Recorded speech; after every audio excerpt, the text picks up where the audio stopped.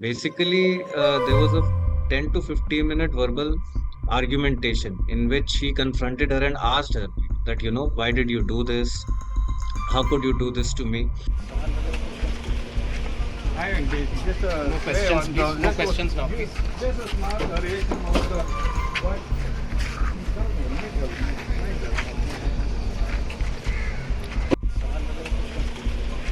I engage. Just More play questions, on please. the. More questions now, please. Just a small variation of the.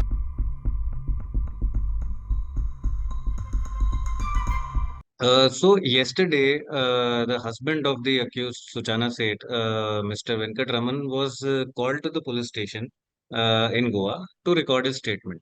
So he arrived yesterday morning, accompanied by his lawyer, to record his statement. And throughout the day, police was recording his statement, while the accused, who is in the lockup at the same police station, was earlier taken for medical. In the evening, right after his statement was recorded, both the husband and his wife, they had requested the police for a meeting. And the police allowed a 15 to 20-minute meeting in a room at the police station in which Venkatraman confronted his wife. And basically, there was a 10 to 15-minute verbal argumentation in which he confronted her and asked her that, why did you do this? How could you do this to me? And she stuck to the version that she has been sticking to even in police interrogation. She replied that I did not commit this crime. So there was a sort of a blame game that both were holding each other responsible for the circumstances that led to this incident. So that was a sort of parlay. And when when the media questioned the lawyer of Mr. Venkatraman, he said there were some things that had to be said because of what has transpired and in a for catharsis. So it was that sort of like uh, an interaction or a confrontation of sorts.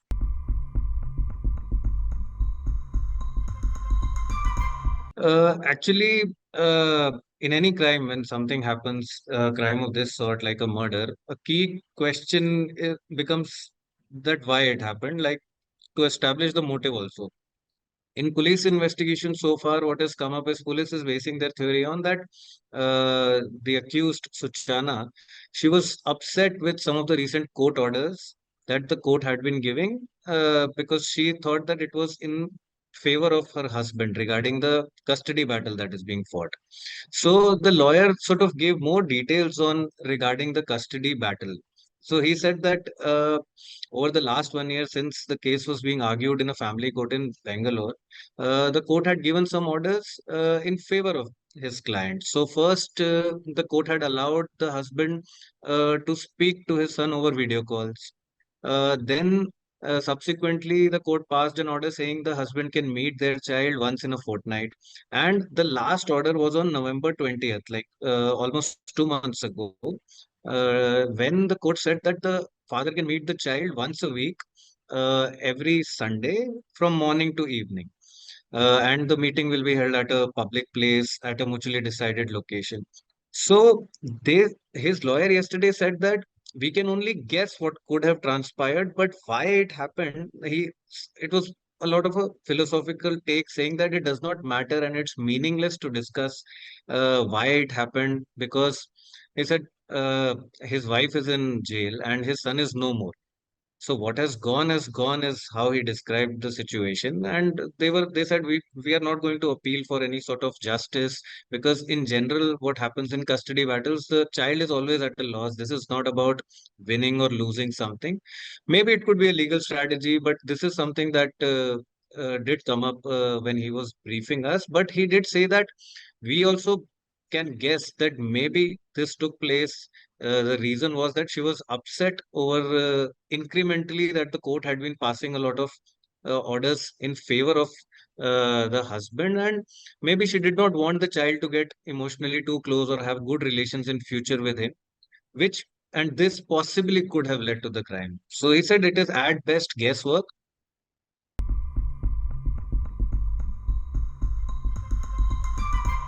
Yeah, so he said after like on November 20th, the court passed the order. Venkatraman met his son on two occasions, the last being on 10th December. And another interesting thing that he mentioned was that for the last 4 weeks, she was not sending her son to meet the father. But a day before the murder, on January 6th, she sent an email to Venkat saying that you can meet the child tomorrow on Jan 7th, which was a Sunday, the day the crime actually took place.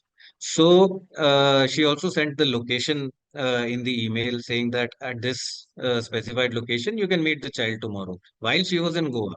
The husband did not know that they were in Goa at that time. So on January 7th, assuming and hoping to meet his son, he went to that place at 10 a.m.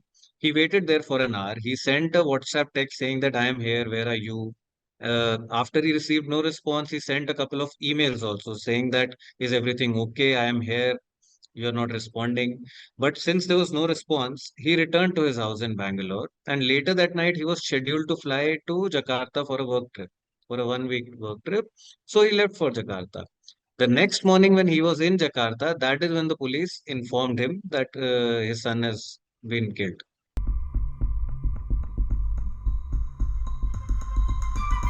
Suchana had filed a domestic violence case against uh, her husband.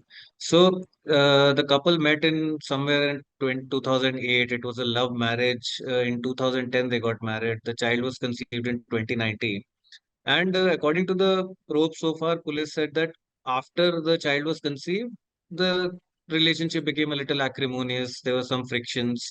And in 2021, the couple separated. And soon after, a domestic violence case was filed against the husband. And then the custody battle began, and the divorce proceedings are underway. So, as part of the domestic violence case, he has been accused that he was harassing his wife. The lawyer did not comment too much on the case because he said that the matter is sub judice and it was being argued in court. But he denied the allegation. He said there is no truth to these allegations. But he said even if for a minute, hypothetically, we were to believe that she was being harassed, that was no reason to subject the child to such cruelty. So this was something that he mentioned.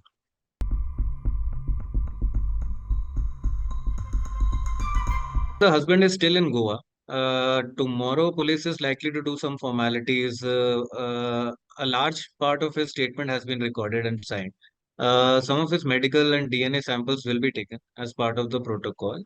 Uh, Regarding the police investigation, that is likely to continue. Police is likely because police has been maintaining that investigation right now is at a very preliminary stage.